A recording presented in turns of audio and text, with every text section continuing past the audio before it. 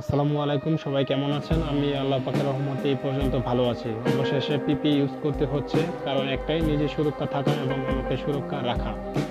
আপনারা জানেন এই মুহূর্তে আমার অফিস খোলা আছে, যেটা কাস্টমারকে সার্ভিস দিতে হচ্ছে খুব কাছ থেকে, যেটা কাস্টমারের জন্য খুব ঝুঁকি হয়ে যায়, আমার জন্য খুব ঝুঁকি হয়ে যায়। সেক্ষেত্রে দেখা যায় এটা নিরাপদ হিসাবে কাজ করবে। তাছাড়া এখন প্রতিদিন করোনা ভাইরাসের রোগী বেড়ে যাচ্ছে, পাশাপাশি কিন্তু সুস্থ হচ্ছে আলহামদুলিল্লাহ। কারণ একটাই, সবাই কিন্তু এখন জানে কি করলে করোনা ভাইরাস থেকে বাঁচার উপায় থাকে। কিন্তু এখানে একটা বিষয় থেকে যায়, সেটা হচ্ছে ভাইরাসটা কিন্তু ছোঁয়াছুঁয়ি, যেটা আপনার একজন পরিবারের কাছ থেকে আরেকটা পরিবারে ছড়ে যাচ্ছে এবং একই পরিবারের সদস্যরা আক্রান্ত হচ্ছে। বিশেষ করে দেখা যায় আমরা নিজের পরিবারের ভিতরে চলাফেরাটা দূরত্ব বজায় রেখে চলাফেরা করি না। কারণ হচ্ছে দেখা যায় একে অপরকে একজন আরেকজনকে ভালোভাবে চিনি, সেক্ষেত্রে এটা মেনটেন করার অনেকটা দরকার পড়ছে না, এরকম আমরা এটা ভাবি। আসলে প্রকৃতপক্ষে এটা ঠিক না। ভাইরাস যখন আপনাকে ধরবে তখন আপনার রিলেটিভ, কাছের লোক, ফ্যামিলির এগুলো কিন্তু মানবে না। তাছাড়া আরেকটা বিষয় হচ্ছে এখানে, আপনার যখন একটা পরিবারের কেউ আক্রান্ত হচ্ছে তখন কিন্তু তাকে ঠিক সাথে সাথে কিন্তু হোম কোয়ারেন্টাইনটা মেনটেন করানো হচ্ছে না। পাশাপাশি দেখা যায় ডাক্তারের কাছে গেলে রোগটা গোপন রাখা হচ্ছে। সেক্ষেত্রে কিন্তু এখন যেটা অলরেডি খবর এসেছে, রোগীর রোগ গোপন রাখার কারণে অলরেডি কিন্তু ডাক্তার এটাতে আক্রান্ত হয়ে গিয়েছে। শুধুমাত্র একটাই কারণ, সে রোগটা গোপন রেখেছে। দেখা যায় চিকিৎসার ক্ষেত্রে চিকিৎসাটা নাম অন্য কিছু বলা হয়েছে, তারপর চিকিৎসাটা ওইটা করা হয়েছে, অবশেষে করোনা ভাইরাসে আক্রান্ত হয়েছে ডাক্তার রোগীর কাছ থেকে।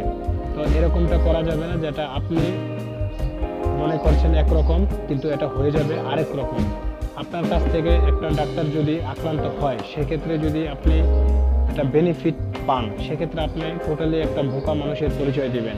কারণ হচ্ছে ডাক্তার আক্রান্ত হচ্ছে আপনার এখান থেকে রোগ গোপন রাখার কারণে, সেক্ষেত্রে আপনার ফ্যামিলির সদস্যগুলো কিন্তু আক্রান্ত হচ্ছে প্রতিনিয়ত। সেক্ষেত্রে আপনি বেনিফিট পাচ্ছেন না বললেই চলে। তাছাড়া আপনারা যেটা করবেন, যখনই দেখবেন সর্দি, কাশি এরকম কিছু হওয়ার সম্ভাবনা থাকে, নর্মালি আপনি যেটা ট্যাবলেট খান ঠান্ডা, জ্বর, হাঁচি, কাশির জন্য এটা খাবেন। পরবর্তীতে যদি দেখেন এটা ছাড়ছে না, পাশাপাশি আপনি আপনার নিকটস্থ যে কোনো একটা ডাক্তারের পরামর্শ নেওয়ার চেষ্টা করবেন। সম্পূর্ণ রোগটা খুলে তারপর বলবেন, যাতে আপনাকে মিনিমাম হোম কোয়ারেন্টাইনে থাকা অবস্থায় আপনি রোগটা কীভাবে সারতে পারেন সে বিষয়ে আপনাকে সম্পূর্ণ পরামর্শ দিবে। এবং এটা আপনাকে কষ্ট হলেও মানতে হবে। আপনি যদি এটা না মানেন, সেক্ষেত্রে শুধু এটা আপনি না, আপনার পরিবার, আপনার সমাজ, পুরো দেশটাকে আপনি ধ্বংসের পথে নিয়ে যাবেন। এখনকার পরিস্থিতিতে একটাই সমস্যা, অনেকে রোগটা গোপন রাখছে, যেটা পরিবারে ছড়াচ্ছে রোগটা, তারপর পরিবারের লোকগুলো দেখা যায় বাহিরে যাচ্ছে, তারপর এই রোগটা বাহিরেও ছড়াচ্ছে। সো এই কাজটা আপনার কখনোই করা যাবে না। পাশাপাশি আপনি যে কাজটা করবেন, প্রতিনিয়ত আপনি গরম পানি খাওয়ার চেষ্টা করবেন এবং গরম পানির সাথে একটু লবণ দিয়ে আপনি গড়গড় করার চেষ্টা করবেন দৈনিক 4 থেকে 5 বার।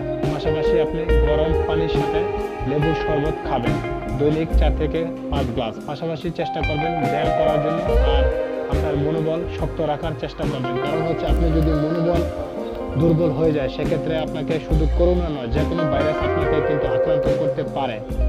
সো আপনার যদি মেন্টালিটি প্রস্তুত থাকে যে আপনার যদি করোনা ভাইরাসে আক্রান্ত হয়ে যান, সেক্ষেত্রে আপনি কি করবেন, এই ধরনের ব্যক্তিগতভাবে পদক্ষেপ পূর্ব থেকে নিয়ে নিতে হবে। কারণ হচ্ছে এই ভাইরাসটা হওয়াটা কোনো অপরাধ না। এই ভাইরাসটা আপনি, আমি, আপনার পরিবারের যে কারো এটা হতে পারে। এটা হওয়াটা খারাপ, কিন্তু এটা অন্যায়ের কিছু না।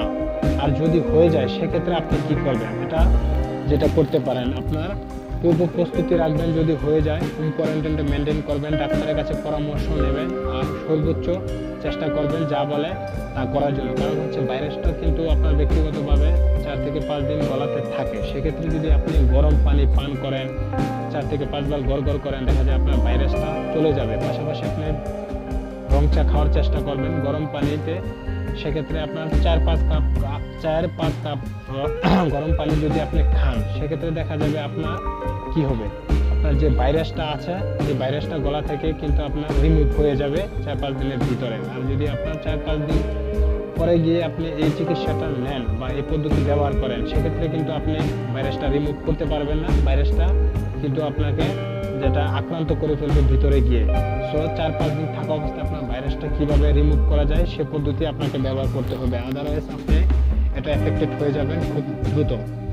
আর আপনি যদি এফেক্টেড হয়েই যান সেক্ষেত্রে আপনার হোম কোয়ারেন্টাইন পাশাপাশি সব কিছু আপনার ব্যক্তিগতভাবে জোরালোভাবে মনের আস্থা থেকে আপনি এটা মেনটেন করবেন, তাছাড়া আপনি এটা সম্ভব করতে পারবেন না রিমুভ করতে। আর পাশাপাশি যদি আপনার আল্লাহ পাক মাফ করুক একটা বিষয়ে কথা বলি, সেটা হচ্ছে আপনার আত্মীয় স্বজন কিংবা পরিবারের বা যে কেউ আরও যদি আপনি করোনা ভাইরাসে আক্রান্ত হয়ে মারা যায় সেক্ষেত্রে আপনারা চেষ্টা করবেন সর্বোচ্চ একটু মূল্যায়ন দিয়ে সম্মানের সাথে তাকে যেন আপনারা দাফন দিতে পারেন। কারণ হচ্ছে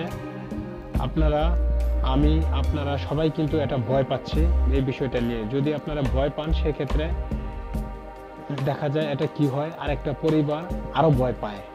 তো চেষ্টা করবেন তাকে ব্যক্তিগতভাবে একটু দূরত্ব বজায় রেখে সান্ত্বনা দেওয়ার জন্য আর একটু সম্মানের সাথে দাফন কাফন করার জন্য। কারণ হচ্ছে আপনার পরিবার থেকে আল্লাহ পাক মাফ করুক যদি কেউ মারা যায়, যদি অন্য পরিবারের তারা যদি মূল্যায়ন কম করে বা ঘৃণা করে বা আপনাকে দেখে ভয় পায় সেক্ষেত্রে আপনার কেমনটা লাগবে। আর যদি অন্য পরিবার থেকে আপনাকে এই বিপদের দিনে সাহায্য করতে আসে বা একটু সম্মানের সাথে দাফন কাফনে সাহায্য করে, তখন আপনি ব্যক্তিগতভাবে কতটা উৎসাহিত হবেন, তখন আপনার কাছে কিন্তু অনেকটা ভালো লাগবে। ঠিক আপনার একটু সহযোগিতা আর একটা পরিবারেরও কিন্তু সেম ভালো লাগবে। সো আপনারা সর্বোচ্চ চেষ্টা করবেন এটা করার জন্য।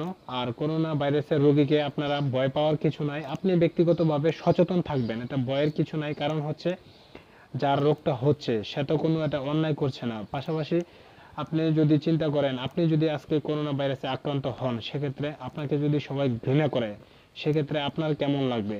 আর যদি আপনার ভাইরাসে হওয়ার পরে যদি আপনার ফ্রেন্ড সার্কেল কিংবা আত্মীয় স্বজন রিলেটিভরা যদি আপনার খোঁজখবর নেয় কথাবার্তা বলে সেক্ষেত্রে আপনার অবশ্যই এটা ভালো লাগবে, আর ভালো লাগাটাই স্বাভাবিক। একটা কথা মনে রাখবেন, সবাই দুর্দিনে যদি কেউ ভালো ব্যবহার কিংবা উপকারে আসে সেটা কিন্তু সারা জীবন মনে রাখার মতো। আর দুর্দিনে যদি আপন লোক দূরে সরে যায় সেটাও কিন্তু সারা জীবন মনে রাখার মতো। তবে আপনি যদি আজকে কাউকে হেল্প করেন এই দিনে, আপনি 100% শিওর থাকেন পরবর্তীতে আপনার দুর্দিনে এই সাহায্যটা রিপ্লে হিসাবে কাজ করবে। আপনি যখনই একটা মানুষকে দুর্দিনে সাহায্য করবেন আপনার জন্য আরেকটা দুর্দিনের একটা সাহায্য রাস্তা আপনার জন্য অটোমেটিক খোলা থাকবে। আর প্রকৃতিরই একটা নিয়ম দেখেন, আপনি আজকে যাকে ঘৃণা করছেন সেম আপনার পরিবারে এমন একটা কিছু ঘটবে যেটা আপনার প্রতিবেশী কিংবা আপনার আপনজন থেকে শুরু করে সবাই কিন্তু আপনাকে ঘৃণা করবে। তো এই জিনিসটা করা যাবে না। আর সর্বোচ্চ চেষ্টা করবেন সবার মাঝে করোনা বিষয়ক আলোচনা করার জন্য, কি করলে এটা থেকে মুক্ত পাওয়া যাবে। এখনো কিন্তু আমাদের যারা গ্রামে থাকে অনেকেই বিষয়টা জানে না। তবে রোগটা যখন হয়ে যাবে সেক্ষেত্রে কিন্তু সচেতন থাকাটা তেমন বিষয়ে যেমন কার্যকরী হয়ে দাঁড়াবে, ঠিক এটা অকার্যকরী হয়েও দাঁড়াবে যখন রোগটা হয়ে যাবে। তো রোগটা হওয়ার আগ পর্যন্ত সর্বোচ্চ চেষ্টা করবেন ভালো থাকার জন্য।